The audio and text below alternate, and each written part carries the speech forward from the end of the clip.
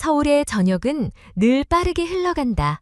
사람들은 퇴근길에 몰려 지하철역으로 향하고 휴대전화 속 메시지를 확인하며 발걸음을 재촉한다. 그 혼잡한 흐름 속에서 한 아이의 울음소리가 불쑥 터져나왔다. 나직한 흐느낌이 아니라 누구나 들을 수밖에 없는 절박한 외침이었다. 아이는 떨리는 목소리로 반복했다. 엄마가 저 안에 갇혀 있다고, 제발 믿어달라고. 그의 손끝은 광장 한가운데 놓인 커다란 쓰레기통을 가리키고 있었다.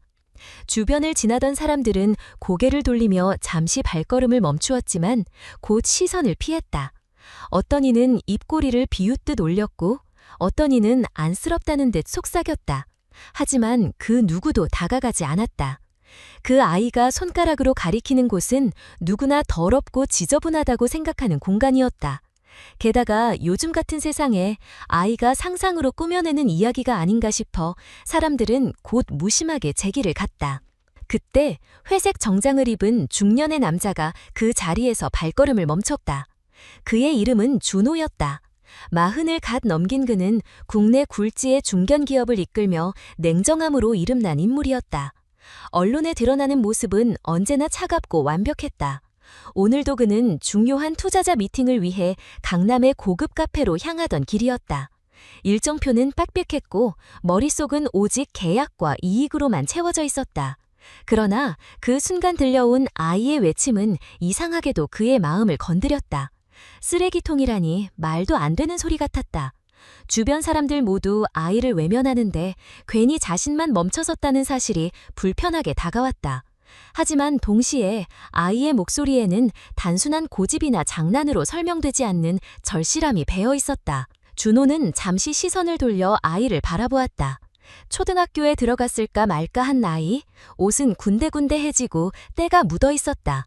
손에는 낡은 곰 인형이 들려 있었고 아이는 그것을 가슴팍에 꼭 안은 채 계속 외쳤다. 제발 엄마를 꺼내달라고, 아무도 믿어주지 않는다고. 주변에서 한 여성이 남편에게 작게 말했다. 저 애는 환상에 빠져 있는 거야. 불쌍하지만 사실은 엄마가 도망친 거겠지. 다른 노인은 지팡이에 기대어 쓰레기통을 흘끗 보더니 고개를 저었다. 저 안에는 아무것도 없어. 저렇게까지 말할 리가 없지. 사람들의 반응은 모두 같았다. 믿지 않는다는 무심한 태도, 귀찮음을 피하려는 기색, 그리고 곧 그들은 하나둘 자리를 떠났다. 아이만이 여전히 그 자리에 남아 목이 쉬어가며 울부짖었다. 준호는 속으로 빠르게 계산했다. 지금 약속 시간에 늦으면 투자자는 불쾌해야 할 것이다.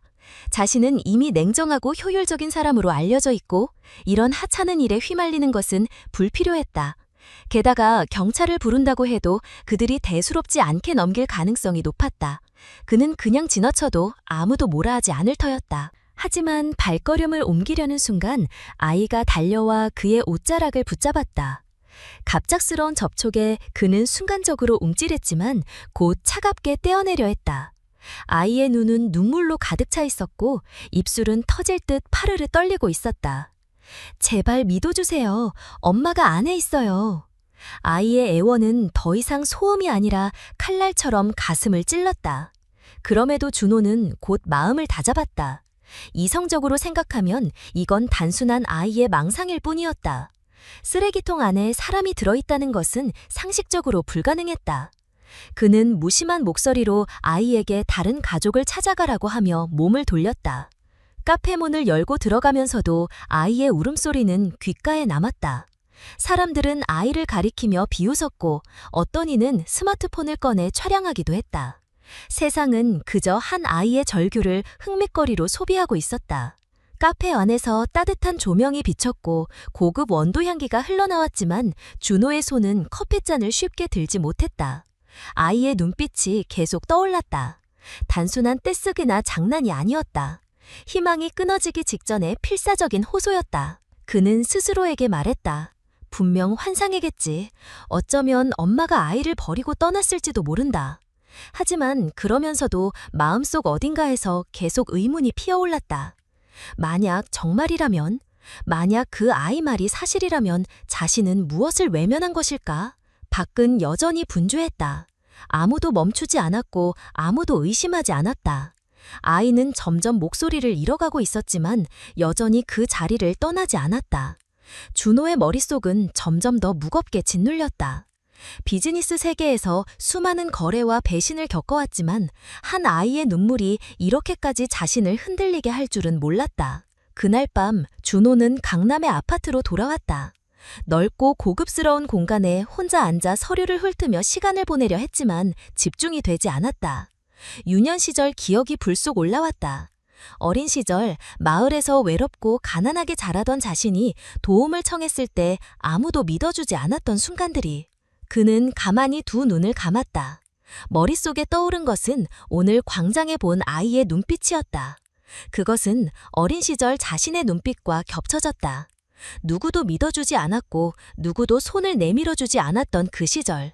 자신은 그 고통을 알면서도 또 다른 아이에게 같은 무관심을 돌려주고 있었다. 그러나 아직 준호는 결정을 내리지 못했다. 이성은 여전히 차갑게 속삭였다. 내일 중요한 계약이 있고 괜한 일에 휘말리면 손해일 뿐이라고.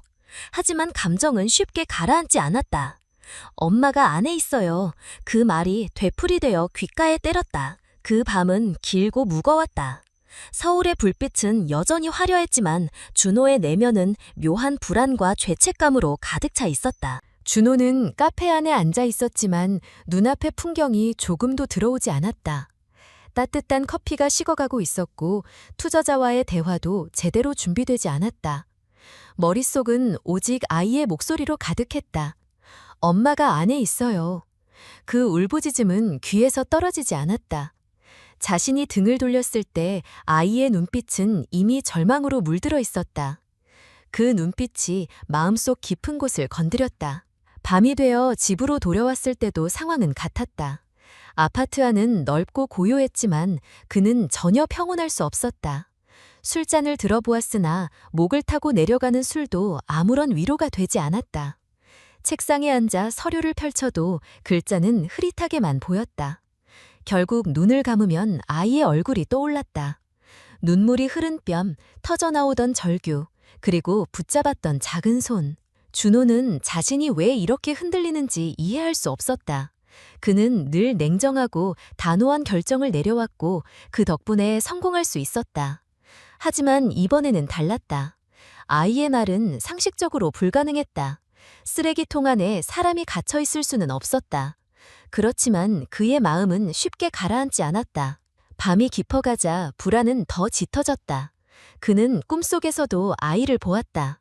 어린 시절 자신의 모습과 겹쳐지는 듯한 환영이었다. 마을에서 도움을 구했지만 아무도 들어주지 않던 기억이 되살아났다. 그는 어릴 적 외로움과 무시당했던 순간들을 떠올리며 잠에서 깼다. 차가운 땀이 온몸을 적시고 있었다. 새벽녘 그는 침대에서 일어나 창가에 섰다. 도시의 불빛은 반짝였지만 마음은 무겁기만 했다. 자신이 그날 아이를 외면한 것은 단순한 선택이 아니라 다시는 반복하고 싶지 않았던 과거를 되풀이한 것이었다. 아이의 눈빛은 마치 어린 시절의 자신을 다시 만난 것 같았다. 아침이 되자 그는 결국 결정을 내렸다. 오늘 예정된 중요한 회의와 약속을 미루고라도 다시 그곳으로 가야 했다. 그는 비서에게 일정 변경을 지시하며 이유를 말하지 않았다. 누구도 이해하지 못할 것이기 때문이다. 차를 몰고 나섰을 때 도로 위의 풍경은 여느 때와 다름없었다. 출근길 차량이 줄지어 있었고 사람들은 휴대전화를 보며 걸어갔다. 하지만 준호의 마음은 이미 어제의 그 광장으로 향하고 있었다. 그는 스스로에게 물었다. 만약 아이의 말이 사실이라면 자신은 어제 무엇을 저질렀던 것인가? 단순히 한 아이의 망상으로 치부하고 돌아섰지만 혹시 정말 누군가가 그 안에 있었다면? 어쩌면 이미 늦었을 수도 있었다. 그 생각에 가슴이 무겁게 내려앉았다. 차 안은 조용했다. 라디오에서 흘러나오는 뉴스조차 귀에 들어오지 않았다. 오직 그 한마디만 귓가에 맴돌았다. 엄마가 안에 있어요. 드디어 광장에 가까워졌을 때 그는 긴장된 숨을 내쉬었다. 어제의 장면이 그대로 남아있기를 바라는 마음과 동시에 두려움이 뒤섞였다. 아이가 아직도 그곳에 있을까? 아니면 이미 사라졌을까? 혹시 자신이 외면한 사이에 되돌릴 수 없는 일이 벌어진 건 아닐까? 그는 신호등 앞에서 잠시 멈춰서서 마음을 다잡았다. 차 안의 공기는 무겁게 가라앉아 있었다. 그의 손은 스티어링 휠을 꽉 움켜쥐고 있었다. 그리고 마침내 그가 바라본 골목 끝에는 여전히 작은 그림자가 있었다. 아이는 전날과 다르지 않게 쓰레기통 옆에 앉아 있었다. 밤새 한 발자국도 움직이지 않은 듯 보였다. 그의 가슴이 크게 요동쳤다. 밤이 깊어갈수록 준호의 마음은 점점 더 무거워졌다. 아무리 비즈니스 보고서를 펼쳐놓아도 눈에 들어오지 않았다. 노트북 화면 속 숫자는 흐릿해졌고 머릿속에는 아이의 울음소리만 남아있었다. 아무도 믿어주지 않았던 그 외침이 귀에 맴돌았다. 스스로를 다독이며 이건 단순한 망상일 뿐이라고 되뇌었지만 끝내 잠을 이룰 수 없었다. 아침이 밝아오자 그는 평소와 다른 선택을 했다. 차를 몰고 출근길을 향하다가 방향을 틀었다. 차창 너머로 스쳐가는 도로의 풍경은 평소처럼 분주했지만 그의 목적지는 회의실도 투자자와의 만남도 아니었다. 그가 향한 곳은 전날 아이를 만났던 그 자리였다. 좁고 낡은 골목 끝에 도착했을 때 그는 무심코 숨을 멈췄다. 거기에는 여전히 그 아이가 있었다. 하룻밤이 지났음에도 자리를 지킨 채 쓰레기통 옆에 앉아 있었다. 아이의 얼굴은 창백했고 옷은 더더욱 초라해 보였다. 눈은 퉁퉁 부어 있었지만 시선은 여전히 쓰레기통을 향해 고정돼 있었다. 마치 조금이라도 시선을 돌리면 엄마가 완전히 사라져버릴 것처럼 굳건했다. 준호는 차 안에서 한동안 움직이지 못했다. 믿기 힘든 장면이었다. 보통의 아이였다면 진작 포기했을 것이다. 그런데 이 아이는 단 한순간도 물러서지 않았다. 차 안을 가득 채운 정적 속에서 준호는 마음 깊은 곳에서 낯선 떨림을 느꼈다. 결국 그는 차에서 내려 천천히 걸음을 옮겼다. 아이는 그의 발소리를 듣고 고개를 들었다. 눈빛에는 지친 기색이 역력했지만 동시에 희미한 희망이 스쳤다. 아이는 곧바로 몸을 일으켜 다가왔다. 목소리는 갈라졌지만 여전히 또렷했다. 엄마가 아직 안에 있다고, 자신이 떠나면 진짜로 없어질까봐 밤새 지키고 있었다고. 그 순간 준호는 묘한 죄책감을 느꼈다. 전날 자신이 등을 돌렸을 때 아이는 이 자리를 결코 떠나지 않았다. 단순한 집착이 아니었다. 아이에게는 그것이 마지막 믿음의 끈이었고 생존을 향한 절박한 본능이었다. 주변을 지나던 몇몇 사람들이 아이를 힐끔거리며 수군댔다. 누군가는 혀를 차며 불쌍하다 했고 누군가는 정신적으로 문제가 있는 게 분명하다며 손사래를 쳤다. 그러나 아이의 목소리는 조금도 흔들리지 않았다. 그는 계속해서 엄마가 안에 있다고 주장했다. 준호는 그 자리에서 결단을 내렸다. 더 이상 외면할 수 없었다. 그는 휴대전화를 꺼내 경찰서에 전화를 걸었다. 짧고 단호한 목소리로 즉시 출동을 요청했다. 처음에는 대수롭지 않게 들은 담당자가 상황을 가볍게 넘기려 했지만 준호가 목소리를 낮춰 강하게 요구하자 결국 몇 명의 경찰이 출동하기로 했다. 얼마 지나지 않아 경찰차가 골목 어구에 멈췄다. 경찰관들이 내리자 주변 상인들과 주민들이 하나둘 모여들었다. 그들의 얼굴에는 호기심과 불신이 뒤섞여 있었다. 경찰관들은 상황을 듣고 피식 웃었다. 아이가 환상을 본 게 분명하다고 생각했다. 그러나 준호는 한 발짝도 물러서지 않았다. 그는 경찰을 향해 간단히 말했다. 확인해달라, 그것뿐이라고. 마지못해 경찰 2명이 쓰레기통으로 다가갔다. 그들은 지저분한 금속 뚜껑을 손으로 두드려 보았다. 텅 빈 소리만 메아리쳤다. 한 명이 고개를 저으며 말했다. 안에 아무도 없는 것 같다고. 아이의 얼굴이 순간 일그러졌다. 하지만 그 다음 순간 아주 미약한 소리가 들렸다. 둔탁하지만 확실히 안쪽에서 울려나온 소리였다. 모두가 일제히 숨을 멈췄다. 경찰관도 놀란 듯 귀를 가까이 대더니 다시 들려오는 미약한 두드림에 눈을 크게 떴다. 주변은 순식간에 술렁였다. 아이는 당장 열어달라고 외쳤다. 경찰관들은 서둘러 장비를 가져와 뚜껑을 들어 올리려 했지만 오래된 금속은 쉽게 열리지 않았다. 몇 차례 힘을 모으자 결국 뚜껑이 천천히 열렸다. 그 순간 강한 냄새와 함께 안쪽이 드러났고 그 속에서 사람의 형체가 나타났다. 안에는 한 여성이 웅크린 채 쓰러져 있었다. 온 몸에는 상처와 멍이 가득했고 옷은 찢겨 있었다. 얼굴은 지저분하게 얼룩졌지만 가슴이 아주 미약하게 오르내리고 있었다. 아이는 비명을 지르듯 엄마를 부르며 달려갔다. 모여든 사람들은 충격에 말을 잃었다. 방금 전까지만 해도 아이의 말을 헛소리라 치부했던 이들은 얼굴이 창백해졌다. 경찰관들도 당황한 기색을 감추지 못했다. 구급차가 긴급히 호출되었고 여성은 곧 들것에 실려갔다. 아이는 울면서 엄마의 손을 꼭 잡았다. 준호는 그 장면을 지켜보며 깊은 전율을 느꼈다. 전날 자신이 돌아섰더라면 이 여성은 결국 아무도 모르게 생명을 잃었을 것이다. 아이의 절규는 진실이었다. 그러나 그는 그 진실을 믿지 않았다. 이제 사람들의 시선은 달라졌다. 어제까지는 비웃던 아이를 향해 연민과 존경의 눈빛을 보냈다. 그러나 준호의 마음은 무겁기만 했다. 그는 아이를 향해 다가갔지만 쉽게 말을 꺼낼 수 없었다. 목구멍에 걸린 죄책감이 그를 붙잡았다. 구급차가 출발하고 사람들도 하나둘 흩어졌다. 남은 것은 여전히 쓰라린 공허함이었다. 아이는 고민형을 품에 안은 채 눈물을 흘리며 속삭였다. 이제 믿어줄 거냐고. 준호는 대답하지 못한 채 서 있었다. 그날 이후 그의 삶은 예전처럼 돌아갈 수 없게 되었다. 병원 응급실 앞은 긴장으로 가득했다. 여성은 급히 치료실로 옮겨졌고 의료진은 분주하게 움직였다. 아이는 여전히 고민형을 품에 안은 채 눈물을 멈추지 못했다. 준호는 그 모습을 바라보며 자리에 서 있었다. 잠시 뒤 의료진이 나와 환자의 상태를 전했다. 다행히도 의식은 희미하게 돌아왔지만 몸은 심각한 외상을 입고 있었다. 긴급 치료가 필요하다는 말에 모두가 숨을 죽였다. 여성의 이름은 혜진이었다. 그녀가 겨우 정신을 차렸을 때 경찰은 조심스레 상황을 물었다. 목소리는 떨렸지만 그녀는 분명히 말했다. 자신을 이렇게 만든 사람은 동생 도현이라고. 부모가 물려준 집과 재산을 빼앗기 위해 자신을 때리고 묶은 뒤 쓰레기통에 버렸다는 사실을 고백했다. 순간 주변의 공기는 얼어붙었다. 형제가 가족을 해친다는 충격적인 진술에 경찰도 놀란 기색을 감추지 못했다.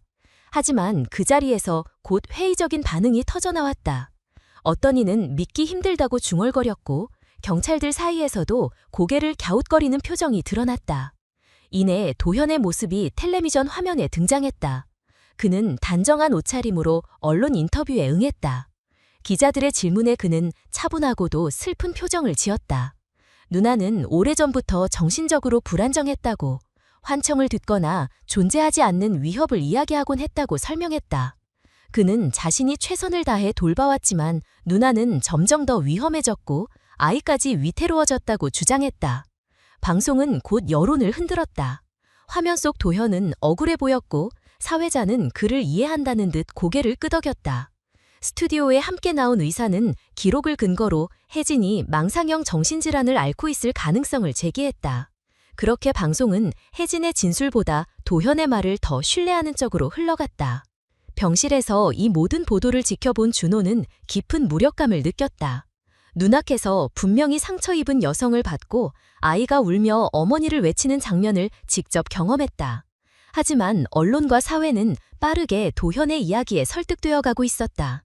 그는 재빠르게 변호사와 전문가를 동원해 사건의 방향을 바꾸고 있었다. 그 와중에 사회복지기관 직원들이 병원에 도착했다. 혜진이 안정되지 않았다는 이유로 아이를 어머니 곁에서 떼어내야 하는 결정이었다. 아이는 필사적으로 버텼지만 결국 낯선 이불의 손에 이끌려 병원을 떠나야 했다. 복도를 울려 퍼지는 울음소리에 혜진은 병상에서 몸을 일으키려 했지만 의료진이 붙잡았다. 준호는 그 모습을 바라보며 차갑게 굳어졌다. 사회는 너무 쉽게 한쪽의 말에 기울었고 증거 없는 의심만으로 모녀를 갈라놓았다. 병원 복도에서 아이가 외치는 목소리는 아직도 그의 귀에 남아있었다. 엄마는 거짓말하지 않아요. 제발 믿어주세요. 그 절규는 전날과 다르지 않았다. 그런데 이번에도 사람들은 외면하고 있었다. 언론은 도현을 불쌍한 남동생으로 묘사했고 온라인 커뮤니티에는 혜진을 조롱하는 글이 쏟아졌다. 심지어 일부는 아이까지 문제 있는 집안에서 자랐다며 손가락질했다. 사실을 보려는 사람은 드물었고 사람들은 눈앞의 화려한 포장에 더 쉽게 끌려갔다. 준호는 병원을 떠나며 차 안에서 오랫동안 침묵했다. 한 아이의 눈빛이 다시 떠올랐다. 진실을 아는 건 단지 아이뿐이었다. 하지만 아이의 목소리는 힘이 없었다.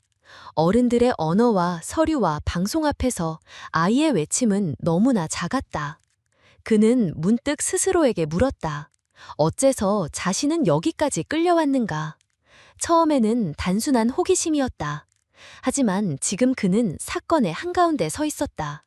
한쪽에는 힘과 돈과 언론을 쥔 도연이 있었고, 다른 쪽에는 진실을 말하지만 아무도 믿어주지 않는 모자가 있었다.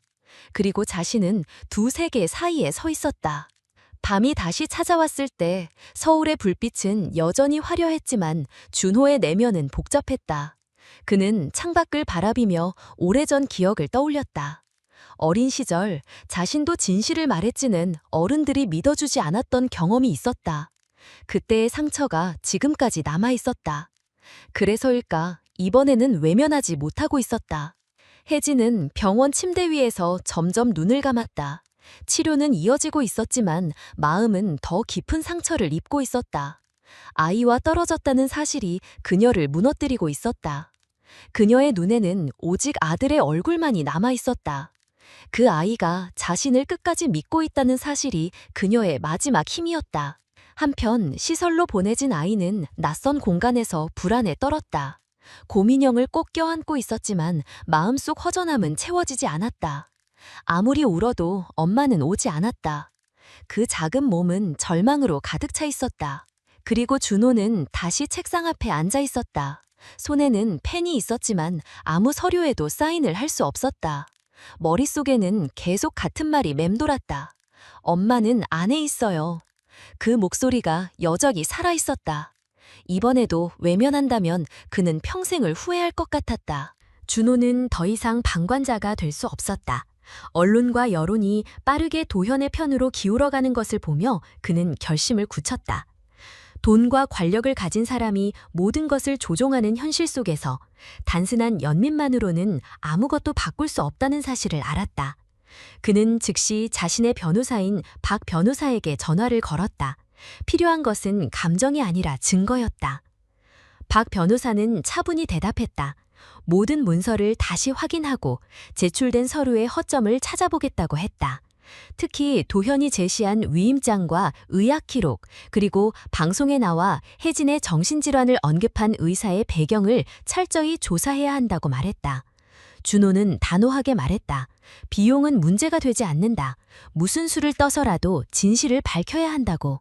하지만 법적 대응만으로는 부족했다.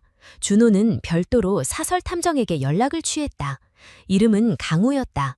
전직 형사였던 그는 정식 절차를 따르지 않아도 정보를 얻어내는 데 능숙한 인물이었다. 준호는 그에게도 똑같이 말했다. 도현의 재정 상황, 인간관계, 과거 행적까지 모두 파헤치라고. 며칠 후 강우가 가져온 보고서는 충격적이었다. 도현은 도박과 투자 실패로 큰 빚을 지고 있었고 사채업자들에게 쫓기고 있었다. 한 달 안에 돈을 갚지 못하면 신체적 위협까지 받을 상황이었다. 그런 그가 집과 재산을 노린 것은 명백했다. 이는 분명한 동기였다.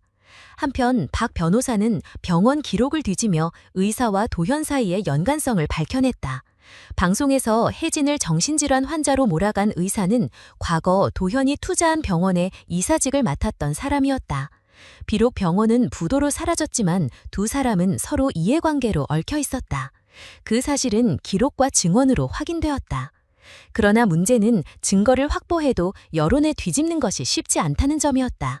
도현은 여전히 언론을 장악하고 있었다. 그는 자신을 성실한 남동생으로 포장하며 동정심을 자극했다. 사람들은 그의 말에 더 귀를 기울였고 혜진은 점점 더 거짓된 이미지로 고립되고 있었다. 준호는 아이를 떠올렸다. 낯선 보호시설에 맡겨진 아이는 여전히 고민형을 끌어안고 있을 것이었다. 엄마를 지키겠다는 그 작은 몸짓이 준호의 가슴을 짓눌렀다. 그래서 그는 아이를 찾아가기로 했다. 행정 절차를 거쳐 어렵게 허락을 받아내고 보호시설의 허름한 상담실에서 아이를 만날 수 있었다. 아이의 얼굴은 며칠 새 더 초췌해져 있었다. 눈밑은 검게 꺼져 있었고 말수가 줄어 있었다. 그러나 곰 인형만은 여전히 품에 꼭 안고 있었다. 준호는 조심스럽게 다가갔다. 아이는 처음에 그를 보고 긴장했지만 곧 눈에 희미한 빛이 스쳤다. 조용히 이야기를 나누던 중 준호의 시선은 곰 인형에 멈췄다. 인형 옆구리에 어설프게 꿰맨 흔적이 있었다. 아이는 작게 속삭였다. 엄마가 직접 꿰맨 거라고, 절대 잃어버리면 안 된다고 했다고. 순간 준호는 직감했다. 그 안에 무언가 숨겨져 있다는 것을. 아이의 동의를 얻어 조심스럽게 실밥을 풀자 인형 안에서 작은 USB가 나왔다. 안에는 짧은 녹음 파일이 있었다. 거기에는 도연의 목소리가 선명히 담겨 있었다. 재산을 내놓지 않으면 아이까지 죽게 될 거라는 협박, 그리고 억지로 서류에 서명하라고 소리치는 음성이 그대로 남아 있었다. 준호는 그 파일을 들으며 손이 떨렸다. 이것은 무엇보다 강력한 증거였다. 하지만 동시에 그는 알았다. 이 녹음 하나로 모든 게 해결되지는 않을 것이라는 것을. 법정에서 증거 능력을 인정받으려면 체계적인 절차와 전문적인 분석이 필요했다. 그래도 이제는 길이 열렸다. 혜진의 말이 진실이라는 것을 입증할 수 있는 실마리가 생겼다. 그날 밤 준호는 다시 변호사와 강우를 불러 모았다. 박 변호사는 파일을 듣고 난 뒤 신중한 표정을 지었다. 녹음의 출처와 보관 과정을 철저히 관리해야 법정에서 무효화되지 않는다며 주의를 당부했다. 강우는 이를 뒷받침할 추가 증거를 확보하겠다고 했다. 회의가 끝난 뒤 준호는 홀로 남았다. 창밖의 불빛은 여전히 화려했지만 그는 오직 하나만 생각했다. 아이의 눈빛. 자신이 이제 아이의 마지막 기대가 되었다는 사실. 그는 다시는 등을 돌리지 않겠다고 다짐했다. 며칠 뒤 도현의 움직임은 더 노골적이 되었다. 언론에 또다시 등장해 자신을 희생적인 남동생으로 꾸며냈고, 심지어 사회복지기관과 협력해 아이를 장기적으로 보호시설에 두어야 한다고 주장했다. 혜진은 더 이상 어머니로서의 권리를 가질 수 없다는 프레임을 만들어가고 있었다. 하지만 준호는 이미 반격의 준비를 하고 있었다. 변호사와 탐정이 모은 자료는 하나둘씩 쌓여갔다. 도현의 빚, 의사와의 관계, 그리고 무엇보다 USB 속 녹음 파일. 모든 것은 언젠가 세상 앞에 드러날 것이었다. 그리고 그날을 위해 그는 마음을 단단히 다졌다. 더 이상 단순한 방관자가 아니었다. 이제 그는 혜진과 아이의 편에 서서 싸워야 할 사람이었다. USB 파일이 발견된 뒤 준호는 한순간도 긴장을 늦출 수 없었다. 도연은 이미 언론과 기관을 장악하고 있었고 언제든 반격할 수 있었다. 그렇기에 그는 한치의 실수도 허용하지 않겠다고 다짐했다. 강우는 도연의 재정 상태를 추적하며 새로운 자료를 가져왔다. 그가 진 빚은 상상 이상으로 컸다. 불법 도박장과 사채업자 이름이 나열된 장부가 증거로 확보되었다. 심지어 일부는 폭력 조직과 연결되어 있었다. 돈을 갚지 못하면 끔찍한 대가를 치르게 될 상황이었고, 그렇기에 그는 누나의 재산을 노리지 않을 수 없었다. 이 사실은 분명한 동기였다. 한편 박 변호사는 병원 쪽을 집중적으로 파고들었다. 도연의 편에 서서 혜진을 정신질환자로 몰아간 의사, 그 사람의 과거 기록을 뒤지던 중 충격적인 사실이 드러났다. 그 의사는 도연이 투자했던 병원에서 한때 이사로 근무한 적이 있었다. 병원이 부도났을 때 도연은 큰 손실을 봤지만 동시에 의사에게도 빚을 쥐어주었다. 이번 사건은 그 빚을 갚는 방식일 가능성이 높았다. 이 사실을 확보하자 준호는 조금의 희망을 느꼈다. 그러나 여전히 세상은 도연의 말에 더 귀를 기울이고 있었다. 방송에서는 도연을 불쌍한 남동생으로 묘사했고 댓글에는 혜진을 비난하는 목소리가 넘쳐났다. 거짓이 진실을 압도하는 순간이었다. 준호는 아이를 떠올렸다. 보호시설의 삭막한 방에서 곰인형을 끌어안고 있을 모습이 눈앞에 그려졌다. 그 아이만이 엄마의 말을 끝까지 믿고 있었다. 그러나 그 목소리는 작고 연약했다. 세상은 아이의 말보다는 돈과 권력을 믿었다. 그런 상황에서 뜻밖의 변수가 나타났다. 한 간호사가 조심스럽게 연락을 해온 것이다. 이름은 지연이었다. 그녀는 병원에서 혜진이 쓰러지던 날의 상황을 기억하고 있었다. 도연이 병실로 찾아와 강압적으로 서류에 서명하라고 윽박지르는 장면을 직접 목격했다고 했다. 그때 너무 두려워 침묵했지만 시간이 지나면서 양심의 가책을 견딜 수 없었다고 말했다. 준호는 즉시 그녀를 만났다. 지연은 불안한 표정으로 주위를 살피며 입을 열었다. 자신이 본 것을 증언하겠다고. 그러나 그녀는 곧 두려움에 떨었다. 며칠 전 낯선 남자가 찾아와 위협을 했다고 했다. 증언할 경우 가족까지 위험해질 거라는 협박이었다. 준호는 단호하게 약속했다. 그녀의 안전을 지켜주겠다고. 강우가 곧바로 움직였다. 지연의 집 주변에 경호 인력을 배치하고 가족에게도 보호를 제공했다. 지연은 마침내 마음을 다잡고 증언을 결심했다. 하지만 도현 역시 가만히 있지 않았다. 그는 언론을 통해 새로운 공세를 펼쳤다. 혜진이 아들을 방치하고 폭력을 행사했다는 거짓 증언을 퍼뜨렸다. 동네 주민 몇몇을 매수해 인터뷰에 내보냈다. 그들은 혜진이 길거리에서 혼잣말을 했다고, 아이를 심하게 혼낸 적이 있다고 꾸며댔다. 언론은 이를 그대로 내보냈고 여론은 다시 혜진을 비난하기 시작했다. 박 변호사는 분노했지만 냉정을 잃지 않았다. 허위 증언을 방박할 자료를 모으고 거짓 인터뷰의 배경을 추적했다. 그러나 시간이 필요했다. 그러던 중 위협은 더욱 노골적으로 다가왔다. 어느 날 밤 준호의 저택 정원에서 이상한 물건이 발견되었다. 그것은 아이가 아끼던 곰 인형과 똑같은 모양이었지만 찢겨진 채 담장 위에 벌려 있었다. 솜이 흩어져 있었고 눈알 한쪽은 뽑혀 있었다. 누가 봐도 노골적인 경고였다. 아이는 그것을 보고 겁에 질려 울음을 터뜨렸다. 밤마다 악몽에 시달리며 잠에서 깨어났다. 준호는 그 모습을 지켜보며 분노로 몸을 떨었다. 도현이 이제 아이까지 직접 겨냥하고 있었다. 그는 다짐했다. 더 이상 물러설 수 없다고. 아이를 지켜내야 했다. 혜진을 구해야 했다. 그리고 반드시 도현의 거짓을 무너뜨려야 했다. 박 변호사와 강우 그리고 지연의 증언까지 모아 사건은 드디어 공론화될 준비가 갖춰졌다. 법원에 소송이 제기되었고 공개 재판이 열리게 되었다. 이 싸움은 단순한 가족 분쟁이 아니라 권력과 거짓에 맞서는 진실의 싸움이 될 것이었다. 준호는 법정에 서기 전날 밤 깊은 생각에 잠겼다. 자신이 왜 여기까지 오게 되었는지 돌아보았다. 처음엔 단순히 호기심이었다. 그러나 이제 그는 아이와 혜진의 편에 서 있는 유일한 어른이었다. 자신이 등을 돌렸다면 아무도 이들을 구할 수 없었을 것이다. 창밖에 비가 내렸다. 도시의 불빛은 빗물에 번져 흐릿해졌다. 준호는 결심을 굳혔다. 내일 모든 것을 세상에 드러내야 했다. 아이의 목소리가 더 이상 묻히지 않도록, 혜진의 눈물이 더 이상 헛되지 않도록.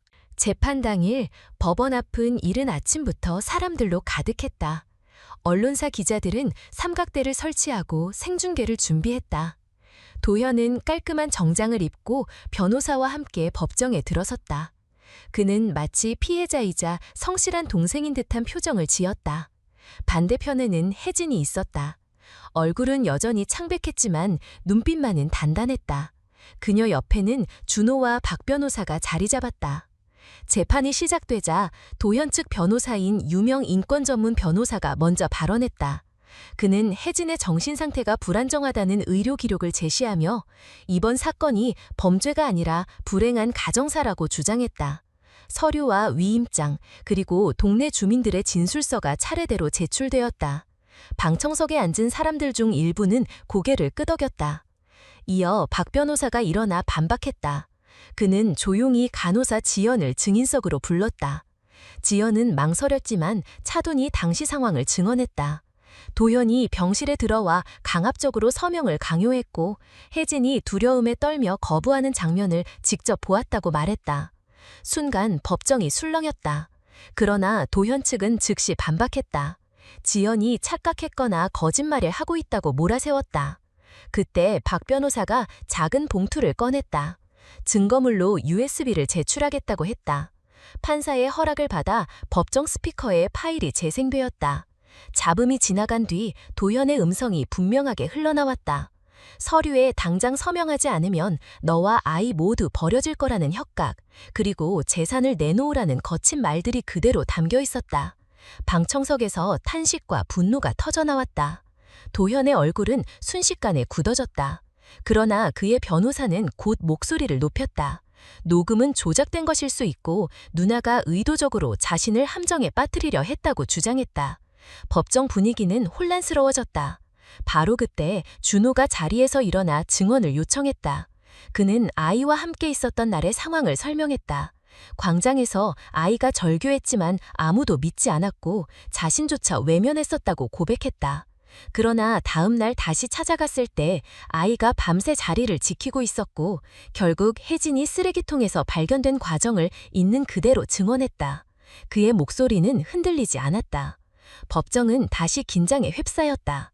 그 순간 방청석에 있던 아이가 자리에서 일어났다. 작은 목소리였지만 법정 전체를 울릴 만큼 선명했다. 그는 울먹이며 말했다. 그날 밤 도현이 엄마를 때리고 끌고 가는 장면을 직접 보았다고. 침대 밑에 숨어서 아무 말도 하지 못했지만 모든 것을 기억하고 있다고. 순간 정적이 흘렀다. 도현은 당황해 소리를 질렀다. 아이의 말은 꾸며낸 것이라며 부정했다.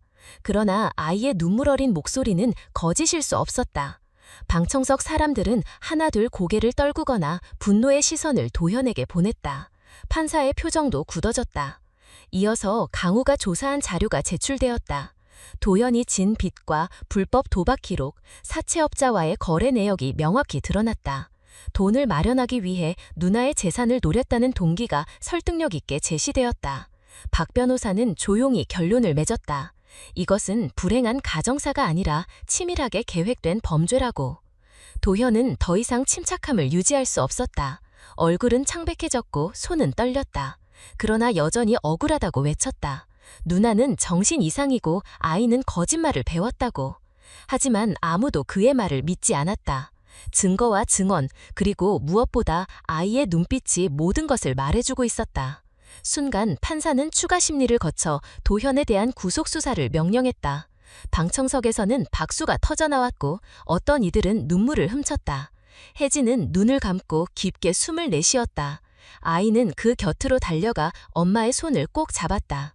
준호는 그 장면을 지켜보며 가슴 깊은 곳에서 묘한 울림을 느꼈다. 자신이 등을 돌렸다면 이 순간은 결코 오지 않았을 것이다. 그는 아이를 안아 올리며 마음속으로 다짐했다. 이제 이 아이와 엄마가 다시는 홀로 남지 않도록 지켜주겠다고. 재판정 밖으로 나오자 기자들이 몰려들었다. 사람들은 카메라 앞에서 각자의 의견을 쏟아냈다.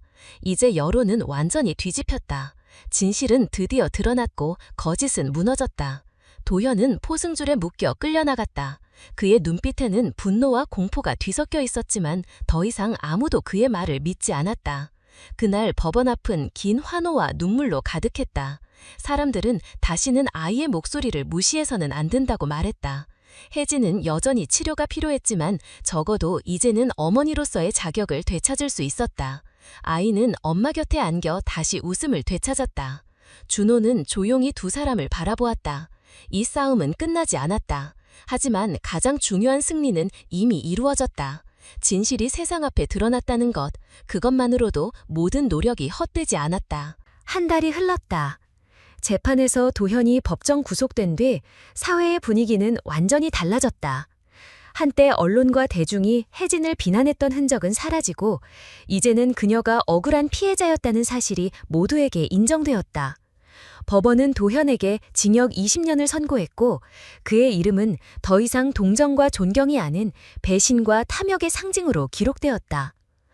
도시의 신문 일면에는 도현의 수갑찬 모습이 크게 실렸다. 거짓 형제, 진실 드러나다 라는 제목 아래 그동안 속아왔던 사람들의 후회와 분노가 담겨 있었다. 방송사들은 앞다투어 사과와 반성의 논평을 내보냈다. 하지만 이미 상처 입은 모자에게 그런 말들은 위로가 되지 못했다. 혜진은 병원에서 긴 치료를 마치고 서서히 회복해갔다. 신체적인 상처는 조금씩 아물었지만 마음속의 흉터는 쉽게 사라지지 않았다. 그래도 곁에 아이가 있었고 준호가 있었다. 그것이 그녀를 다시 일어서게 했다. 공식적인 기자회견에서 시청 관계자와 경찰은 공개적으로 혜진에게 사과했다. 성급하게 판단해 정신질환자로 낙인 찍은 책임을 인정하며 더 이상 아이들의 목소리를 무시하지 않겠다고 약속했다. 혜진은 조용히 단상에 서서 짧게 말했다. 저는 영광이 필요하지 않습니다. 다만 앞으로는 아이들의 말을 진심으로 들어주길 바랍니다. 회견장은 깊은 침묵에 잠겼다가 곧 긴 박수로 가득 찼다. 이후 법원은 임시로 준호에게 아이의 보호권을 맡겼다. 혜진은 여전히 안정과 회복이 필요했기에 준호가 아이의 일상과 교육을 책임지게 된 것이다. 처음 서류에 서명할 때 그는 손을 떨었다. 자신이 과연 누군가의 보호자가 될 자격이 있는지 확신할 수 없었다. 그러나 아이는 이미 준호를 전적으로 믿고 있었다. 주말 아침 준호는 아이와 혜진을 데리고 다시 광장을 찾았다. 모든 일이 시작된 그곳이었다. 아이는 여전히 곰 인형을 품에 안고 있었다. 하지만 이번에는 두려움이 아니라 평온한 표정이었다. 그는 준호의 손을 꼭 잡으며 작게 불렀다. 아빠? 그 한마디에 준호의 가슴은 벅차올랐다.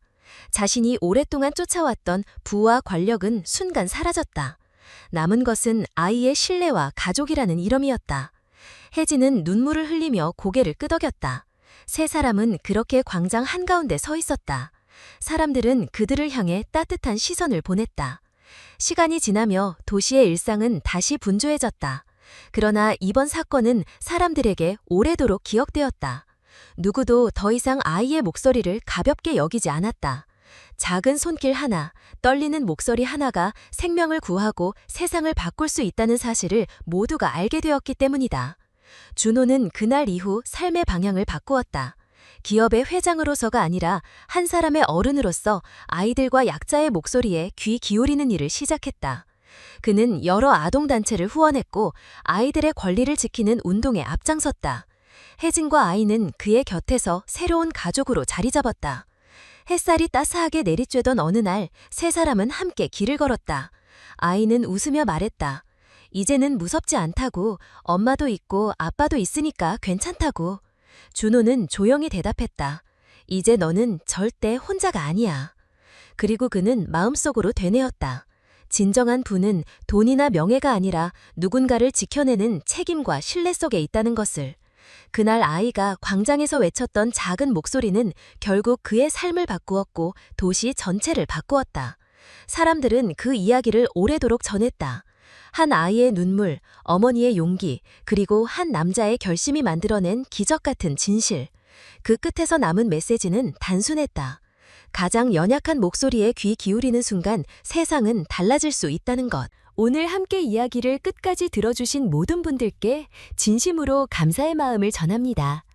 바쁘신 일상 속에서도 잠시 시간을 내어 한 아이와 가족, 그리고 그들을 지켜내려 했던 한 사람의 여정을 함께 걸어주신 것만으로도 큰 의미가 있다고 생각합니다. 이 이야기는 단순한 사건의 나열이 아니라 우리 사회가 얼마나 쉽게 작은 목소리를 무시하고 또 그 작은 목소리가 얼마나 큰 진실을 담고 있는지를 보여줍니다. 때로는 차갑게 계산된 이성보다 따뜻한 믿음과 용기가 사람을 살리고 세상을 바꾸어낸다는 사실을 잊지 말아야 할 것입니다. 오늘의 이야기를 통해 우리 모두가 얻을 수 있는 가장 큰 교훈은 연약해 보이는 목소리일지라도 귀 기울여야 한다는 것입니다. 아이의 눈물 어린 외침, 절망 속에서도 놓지 않았던 믿음이 결국 모든 것을 바꾸었습니다. 그것은 곧 우리가 살아가는 사회가 지켜야 할 양심이며 서로를 향한 최소한의 책임이자 약속입니다. 이야기가 마음에 남았다면 좋아요를 눌러주시고 느끼신 점이나 생각을 댓글로 남겨주시면 큰 힘이 될 것입니다. 그리고 앞으로 더 많은 이야기를 함께 나누기 위해 채널 구독도 부탁드립니다. 여러분의 작은 응원이 저희에게는 더 큰 용기와 원동력이 됩니다. 다시 한번 깊이 감사드립니다.